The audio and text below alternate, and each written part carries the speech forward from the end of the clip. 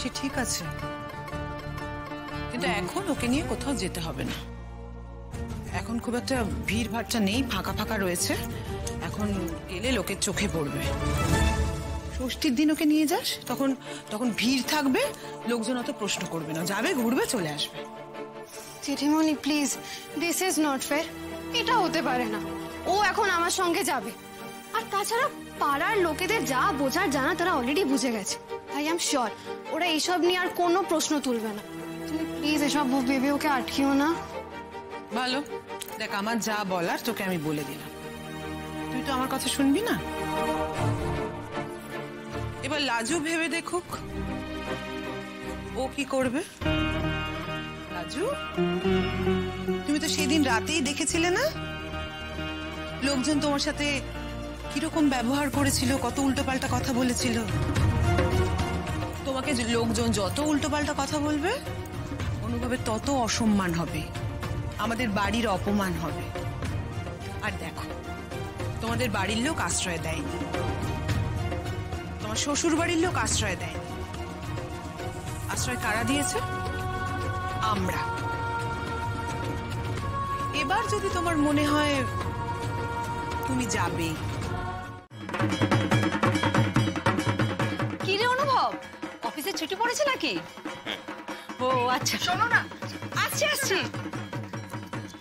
এই ছোট্ট ভাই। তুই? হ্যাঁ, কেন তুই কি ভেবেছিলিস অন্য কেউ? অন্য কেউ ভাববো কেন? আশ্চর্য। আচ্ছা তুই সকাল থেকে কোথায় গায়েব হয়েছিলি বলতো? কাজ ছিল। কি কাজ? আজকে পুজোর আগের দিন, তো আবার সানডে। কি এত কাজ বলতো? অনেক কাজ, সে তুই বুঝবি। তুই কাকে খুঁজছিস বলতো? মা তো ওখানে ঠাকুরকে গয়না পরাচ্ছে। হ্যাঁ, মাকে তো দেখছি। এই ঠাম্মিকে দেখছি না তো, আর জেঠিমণিকেও তো দেখছি না। ঠাম্মি বুড়ি হয়ে গেছে তাই আসে। জেঠিমণি রান্না বান্না করছে, আর লাজু বাড়িতে। কেন প্যান্ডেলে আসেনি কেন? আরে আগের দিন তো কথা হলো প্যান্ডেলে আসবে। আরে জানি, একটা ছোট ট্রাবল হয়ে গেছিল, তোকে পরে আমি বলে দেবো। এনিওয়ে, তখন আমি বেশি ঝামেলা বাড়াতে চাইনি। কাল আসবে।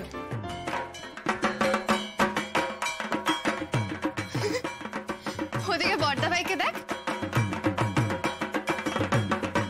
দিনে দিনে ছোট হয়ে যাচ্ছে, সমানে নেচে যাচ্ছে ওখানে।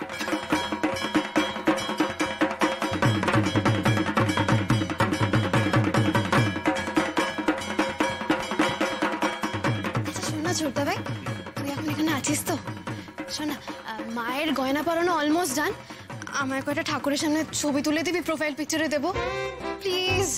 দেখ এখনই তুলতে হবে, নাহলে তো পরে ভিড় হয়ে যাবে, সুযোগই পাবো না। আমার কিছু কাজ আছে, আমাকে যেতে হবে। আমি তো ফিরে আসবো, তুই বন্ধু বান্ধবের সঙ্গে আড্ডা মার না। আচ্ছা ছবিটা তুলে দিয়ে গেলে কি প্রবলেম? এক্ষুনি হয়ে যাবে।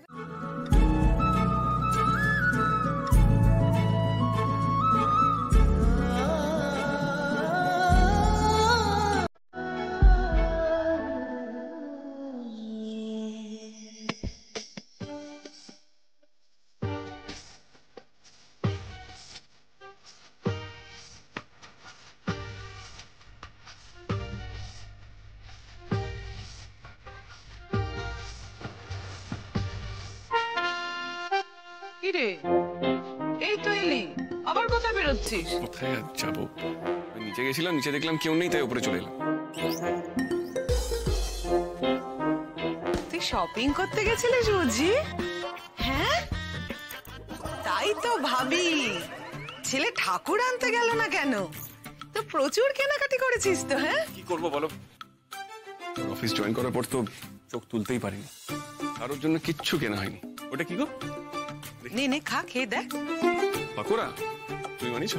আবার কি বানাবে? ধর ধর ধর, প্লেটটা ধর, দেখি কি কি কিনেছিস। না না না না। কেন না কেন, সবার জন্যই তো কেনাকাটা করেছিস, দেখলে কি ক্ষতি বলতো? দেখবে তো নিশ্চয়ই, কিন্তু এখন না। কেন রে, আমাদের তো দিবি বলেই এনেছিস, দেখলে ক্ষতি কি? না, তুমি খুব পেট পাতলা, গিয়ে সবাইকে বলে দেবে। এখন দেখলে সারপ্রাইজের মজাটাই নষ্ট হয়ে যাবে, কোনো সারপ্রাইজই থাকবে না। যখন সবাইকে দেবো তখন দেখবে। ধর, চোখে চোখের সামনে এত ব্যাগপত্র দেখলে লোভ সামলানো যায় নাকি? একটু দেখতে দে না রে, সবার জন্যই তো কেনাকাটা করেছিস। শোন না, তোর মা দেখার আগে আমি একটা বেছে রাখি, তোর মা বাছার আগে আমি দেখি। সবার জন্য বেছে এনেছি, বাছাবাছির কোনো সিন নেই, কোনো পার্শালিটি হবে না। এই সবগুলো আমি আলমারিতে ঢুকিয়ে লক করে দেবো। এসো তো, এবার কেটে পড়ো। আরে দে না, একটু দে। সবাই একসঙ্গে জমায়েত হলে তখন সবাইকে কেন পুজো করছিস? গিফট দেবো। ধ্যাৎ, কেন এরকম করছিস? একটু আগে আগে দেখতে চাইলাম তো কি ক্ষতি হলো? বুড়ি জেঠিটার সাথে এইরকম করলি তো তুই?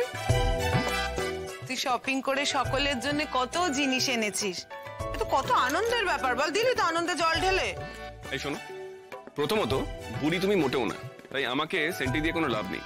এমনিতে অনুদের জেলাস করে দিচ্ছ, উফ কি আদা দেখিয়ে।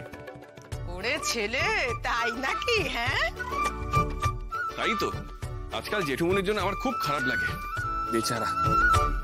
তুমি দিন দিন যা ইয়াং হচ্ছ আর উনি যা বুড়ো হচ্ছেন, বউয়ের সঙ্গে বেরোলে তো আমার বয়সী ছেলেরা তোমাকেই ঝাড়ি মারে। ছি, ওরে ছেলে, হ্যাঁ, জেঠিমনির সঙ্গে তুমি ইয়ার্কি মারছো? হ্যাঁ, ইয়ার্কি মারছো? দাঁড়াও বলছি, তোমার মাকে বলছি, এই আশ্বিন কার্তিকটা যেতে দাও না, অগ্রায়ণে তোমাকে বিয়ের পিড়িতে বসাবো। অজ্ঞানে যা হওয়ার হবে, এবার তারা তুমি এখান থেকে কেটে পড়ো তো, এ বাবা, অনেক কাজ আছে। কি তাড়াতাড়ি আসো। দেখতে দিলি না, মানে সত্যি। এই সব প্যাকেট এখন আমার জিম্মায় থাকবে।